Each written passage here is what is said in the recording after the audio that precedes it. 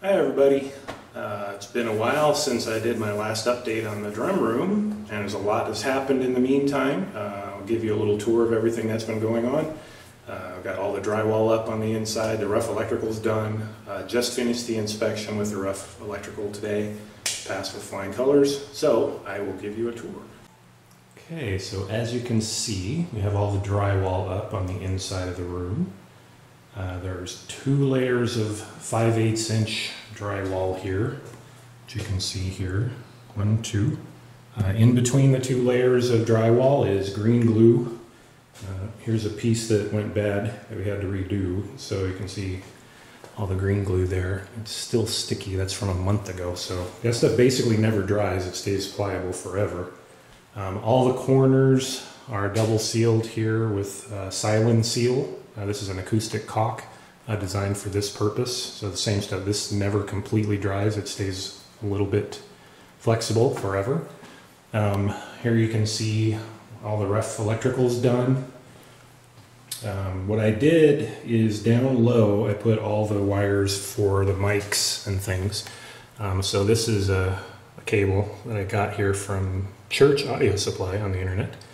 So this has 4 balanced cables in it, which you can use for headphones or microphones. So I'm going to do 2 XLRs for mics and 2 headphones in there.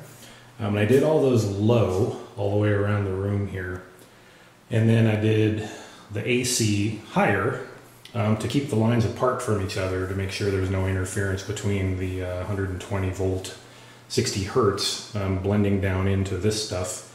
Not sure that was necessary, this is all shielded, but just to be safe I kept them apart. So these are all for the lights. This is going to be a GFI outlet over here, main light switch here.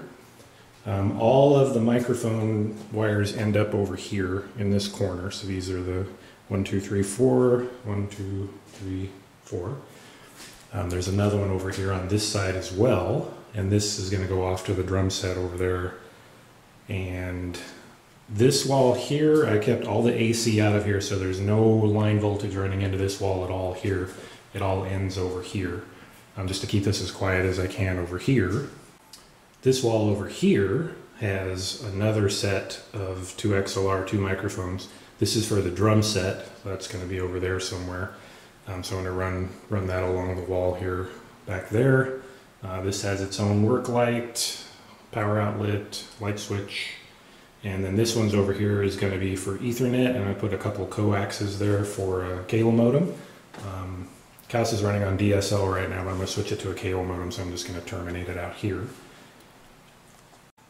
And here, if you look carefully, around the window frame, door frame, everywhere, it's all caulked all around here. This is again that silane seal acoustic caulk running all the way around all the seams. So basically there should not be any light anywhere. Should be able to get out of this room. It's sealed along the tops, along the walls. It's sealed along the bottoms. It's a little harder to see there, but so it's sealed everywhere. Basically, when this is done, the room should be pretty much airtight. These electrical boxes that I used here have a little flange in there, so that's actually got a gasket in there as well. So this whole thing is sealed. And from this side here, you can see all the electrical work that was done. So the main feed comes in right here. This is not live right now. So we have 2 20 amp circuits coming in right here, common neutral, and then here's the ground. And then these distribute off all the way through. So all of the AC, as I said, is sitting up high here. There's the light switch here. And then all of the microphone stuff is down here low. Everything's tacked down. There is one place where these wires have to crisscross right here, and I tried to put these at approximately a 90-degree angle. The current going through these lines here can induce noise in these lines here, but it's most prominent when the wires are parallel to each other. If they're perpendicular to each other, the fields don't cross over that way. So even if there is anything going on right here, it shouldn't be much. It should be nice and quiet, I hope. And you can still see here all of the channels that the drywall rides on. If you look, this is still flexible here, so I push on the drywall. I don't know if you can see that or not, but it moves. So this is still floating. This is the flanges I was talking about on the back of the boxes here to make a nice seal around there. I position these just to the point where they're just making contact with it, so there's still some play there, so the wall can still move around without shorting out there, and an acoustical short, not an electrical short. And that's about it.